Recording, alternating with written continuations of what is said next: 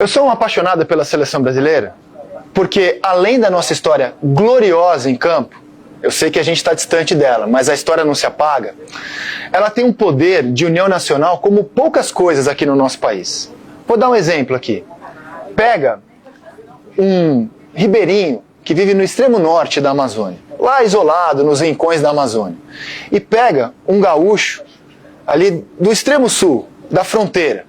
O que esses caras têm em comum? O que essas pessoas têm em comum? Né? Eles falam de um jeito completamente diferente, eles comem coisas completamente diferentes, têm hábitos culturais absolutamente distintos, o clima deles é completamente diferente, mas tem algo que une eles de forma muito poderosa, pelo menos a cada 4 anos, que é a seleção brasileira em Copa do Mundo. Ali, quando a seleção brasileira está em campo, no mesmo dia e horário, eles estão sofrendo e sorrindo igual, os dois, igualzinho.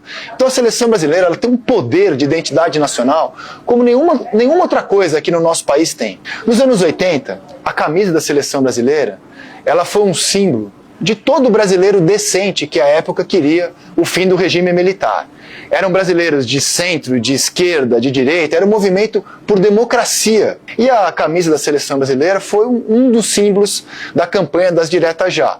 E ninguém se opôs àquilo, porque, como eu vou repetir aqui, era uma campanha de todo brasileiro decente nos anos 80. Nos últimos 10 anos, grupos políticos foram às ruas do Brasil e pegaram o amarelo como símbolo, a camisa da seleção como um símbolo de grupos políticos aqui no Brasil.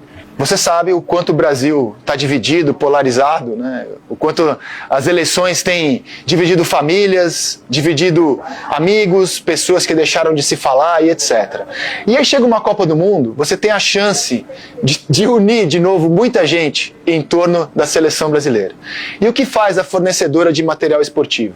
Tem a ideia de lançar uma camisa com a cor de grupos políticos antagônicos àqueles que abraçaram o amarelo. Não precisa ser nenhum gênio para imaginar o que isso vai causar no ano que vem. Ano de eleição e de Copa do Mundo. Então, em vez da gente ter essa identidade nacional, esse abraço no Brasil como símbolo do país, a tendência é que as camisas do Brasil na Copa do Mundo sejam mais um fator para apimentar essa insuportável divisão que a gente vive há alguns anos. E o que me espanta é que a gente já tinha uma camisa pronta, uma cor pronta para unir os brasileiros de qualquer grupo político, que é a camisa preta, que o Brasil usou recentemente num amistoso na Espanha, que é a camisa antirracista. Imagina o poder que é o Vinícius Júnior vestir uma camisa preta, antirracista, na Copa do Mundo, diante do planeta inteiro, com a mais vitoriosa seleção do mundo. Imagina o orgulho e imagina como isso poderia ter um impacto profundo aqui no nosso país. Mas não, foram por outra linha e adotaram o vermelho. Por razões comerciais, tenho certeza que pensaram apenas em razões comerciais, mas eu estou analisando o impacto que essa razão comercial vai ter ou pode ter caso ela de fato venha acontecer. E olha só, eu entendo as pessoas que se ofendem com o fato de o Brasil não jogar com as cores da nossa bandeira, mas eu sou obrigado a dizer que isso acontece em várias partes do mundo. A Alemanha, por exemplo, jogou final de Copa de verde. E verde não é a cor da bandeira, verde é a cor da federação da Alemanha.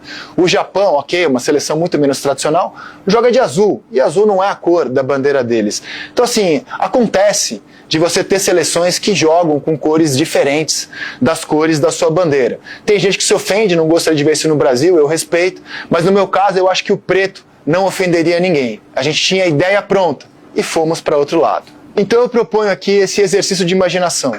Imagina o Brasil estreando na Copa do Mundo de preto, com Vinícius Júnior encampando a luta antirracista.